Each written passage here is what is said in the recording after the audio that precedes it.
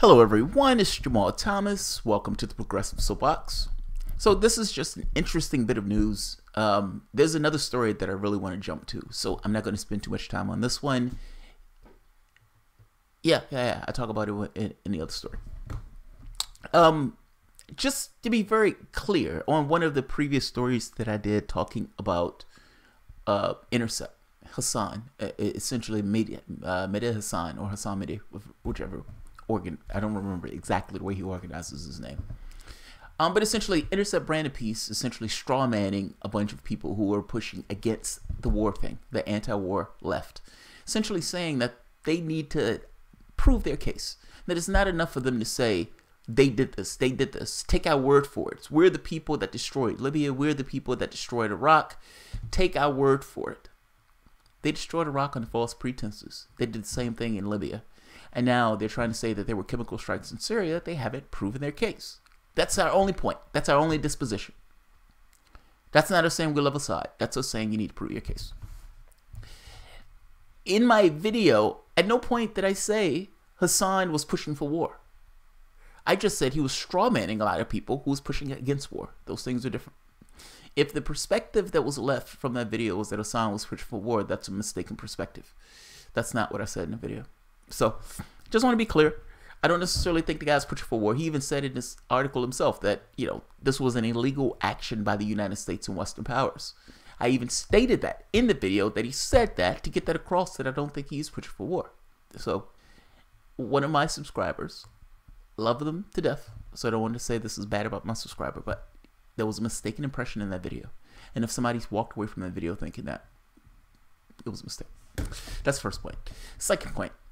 This evening, coming up, H.A. Goodman will be on the Progressive Soapbox, and we will be engaging in political fisticuffs about whether or not the course that Donald Trump is on right now would allow him to get reelected in 2020. My disposition is Donald Trump, if he continues the way he's been going, he is going to lose in 2020. H.A.'s point is he is not. He is going to sail to victory. We will see. 6 p.m.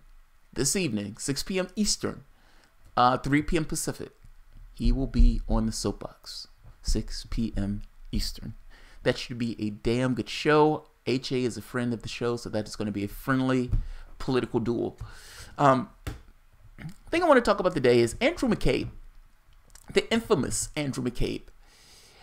Andrew McCabe stepped down. Now, in stepping down from his post, second, I think he was deputy FBI director, and stepping down, the question became whether or not he would still get his pension. And we find out most likely he probably would not. Maybe not. We don't necessarily know, but it's more likely than not that he won't necessarily get his pension, which means that the firing from the FBI, in addition to being fired from the FBI, the indignity of potentially not necessarily getting the pension after being there for God knows how long, for several years. Well, we found out, I think it was yesterday or a day or so ago, that indignity has another indignity associated with it. Inspector General has referred findings on McCabe to U.S. Attorney for consideration of criminal charges.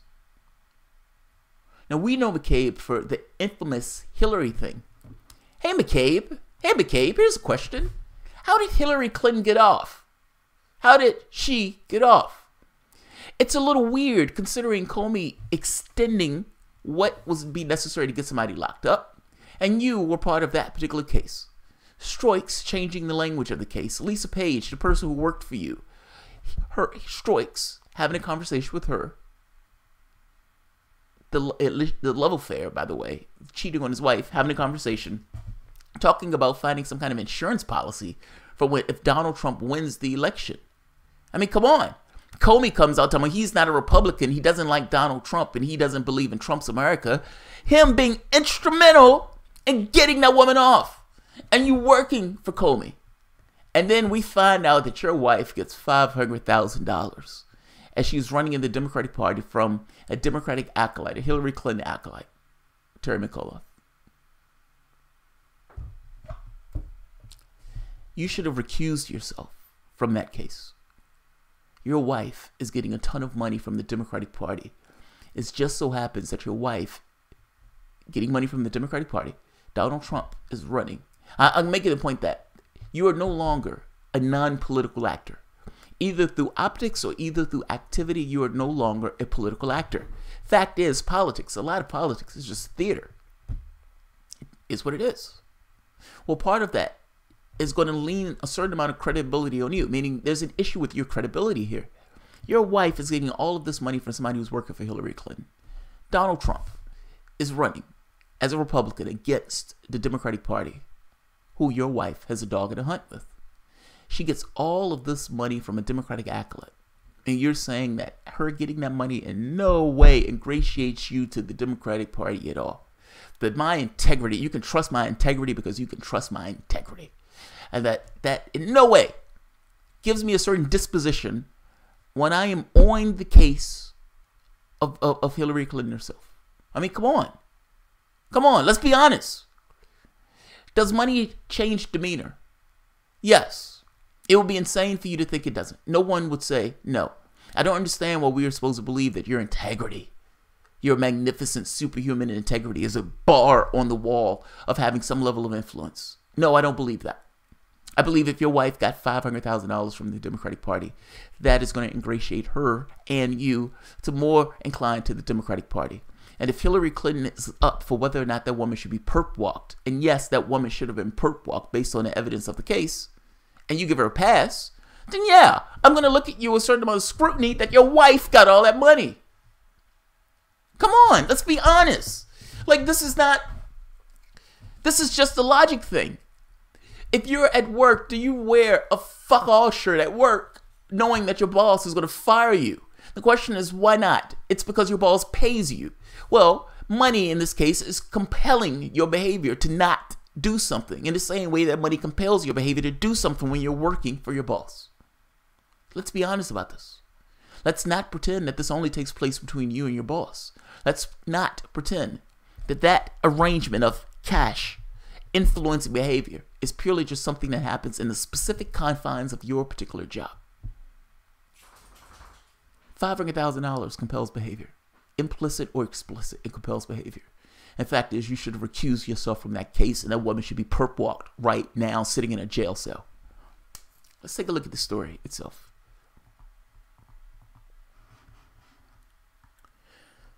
The Justice Department Inspector General referred his findings to the former Deputy Director Andrew McCabe repeatedly misled investigators who were examining a media disclosure to the top federal prosecutor in the District of Columbia to determine whether McCabe should be charged with a crime, according to people familiar with the matter.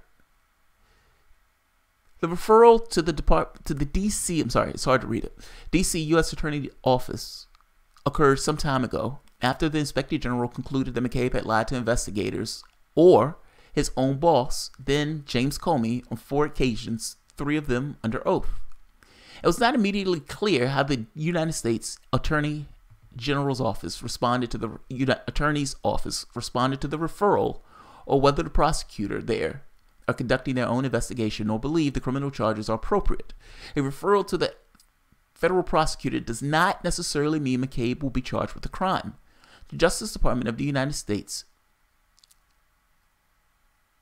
the Justice Department, the D.C. U.S. Attorney's Office, and a spokesman for McCabe declined to comment on Thursday.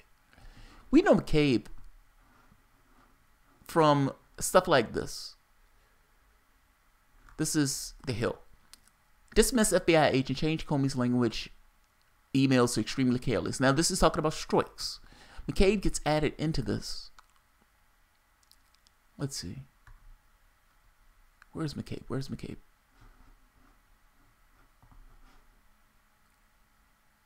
Justice Department investigating McCabe's handling of Clinton email probe. That's where we get to McCabe. Why investigators should pay more attention to the bombshell memo. Now, this goes into the FISA warrant, because McCabe was instrumental in them passing the FISA warrant on Donald Trump. Now, imagine how weird this is. His wife is getting all of this money, and yet he doesn't recuse himself either on the case against Hillary Clinton or getting the warrant on Donald Trump. This is really bizarre. Anybody in their right mind would know that if my wife is getting a bunch of money, if my wife sat down to me and said, hey, this person gave me all of this money, and I am in the capacity of some responsibility that requires me to either acknowledge that or to maybe recuse myself from that, then I look extremely guilty, especially if I'm taking the disposition that goes in line with the person who gave me that money. In both cases, either getting Donald Trump on from the FISA memo or getting Hillary Clinton off. People keep acting like Donald Trump is pissed off for no reason. Donald Trump had a phone call with McCabe. It didn't go well. Trump called Andrew McCabe's wife a loser in a phone call with FBI director. I wonder why. President Donald Trump reportedly lashed out at Andrew McCabe, who stepped down as deputy director for the Federal Bureau of Investigation Monday during a phone call in May 2017 when the president suggested that McCabe ask his wife how it feels to be a loser. Trump hung up the phone on McCabe after McCabe said, "Okay, sir." Sources familiar with the call told NBC News. The White House refused to be quoted on the record for NBC News, but an official speaking anonymously disputed the report. The FBI declined to comment. Whether it's true or not, I can kind of see it taking place. I can see Donald Trump flipping out in that way. That's not shocking at all. Sources are said to have told the network that Trump made the phone call a day after the FBI he fired former FBI Director James Comey to find out why Comey took a flight on a government-funded FBI plane after he had been dismissed. With his comment about McCabe's wife, Trump thought to have been alluding to Jill McCabe's failed run for Virginia State Senate in 2015. Her election campaign received almost $500,000 from then Virginia Democratic Governor Terry McAuliffe, a well-known Hillary Clinton acolyte. If you're wondering why some Trump supporters don't like McCabe, if you're wondering why some lefties don't like McCabe, this is where it starts and this is where it ends. For all intents and purposes, McCabe was instrumental working with Comey and getting Clinton off, and instrumental in getting Trump on. There's another point that needs to be noted in this. Let's see. Right here. Oh, I'll just put the articles at the bottom. You can read it for yourself. I don't want this one to stay too long because I kind of want to jump into the next one. But essentially this thing of even when did they release the emails? When James Comey came out and said, we found additional emails. Well, when did you find those emails, Comey? And why is it at that very specific moment that you decide to tell the public about those emails? It didn't seem like you were hitting Clinton in the knees. It seems like there was pressure in the FBI to get that information out. And that information was being suppressed and sat on with the idea of releasing it after the election. They keep acting as if Comey was hitting her in the knees. It's very possible Comey was trying to save her ass. There's a difference in those things. There was pressure in the FBI to go after Hillary Clinton. That's what it boils down to. That's what it sounds like. And with that pressure in the FBI, some of that pressure was bubbling up saying, hey, you got this information. Why aren't you releasing this information? Which Comey comes out and says, we found something, and immediately, okay, she's cleared. Well, how is she cleared? There was evidence in that they were passing documents, that secrets, or that there was evidence in that showing that she was being, let's say that there was information that was not supposed to be on their server, that was supposed to be state secrets. They should be, all of them. When they're hollering for a second special prosecutor, they're not wrong. Fact is, if the Democratic Party believes their hands are clean, then fine. If you believe that Mueller is acting purely independent of any political bias and any political interests, and that he's just a steel chin investigator just doing his job, and he's impervious to political leanings, the same guy that helped sell the Iraq War, that guy who they drugged out of the woodwork in order to do this particular hatchet job, I would call it a hack job. If you believe that he's really this iron-nosed, unbiased person, then you can find another hard-nosed, unbiased person to investigate Hillary Clinton, Comey, and McCabe on their handling of the FBI case. Call it what it is. I think it was a hack job, personally. I think they got Donald Trump on and got Hillary Clinton off. That's what I think. I think they full well understand that the president of the United States at the time, Barack Obama, did not want Hillary Clinton perp-walked. I don't think he has to communicate that to Loretta Lynch. I think Loretta Lynch fully understands that. And I'm pretty sure Loretta Lynch, in whatever way that Loretta Lynch needed to, got that across to Comey. I think Comey thought Donald Trump was a present threat, that he considered himself Republican, but hated the idea that Trump was also a Republican. I think all of these people had a certain political bias that was built into the decisions that they were undertaking. They're human beings. Of course, they have a political bias. Now, people don't like to look in that corner. They like to pretend that corner, there's no dust in that corner. I think you need to look in that corner. That's what I think. I'm not a Trump supporter in the least. I'm not a Democrat. And maybe that's what gives me that disposition of believing that these guys can be hacks in this way. But it needs to be challenged. It needs to be looked into.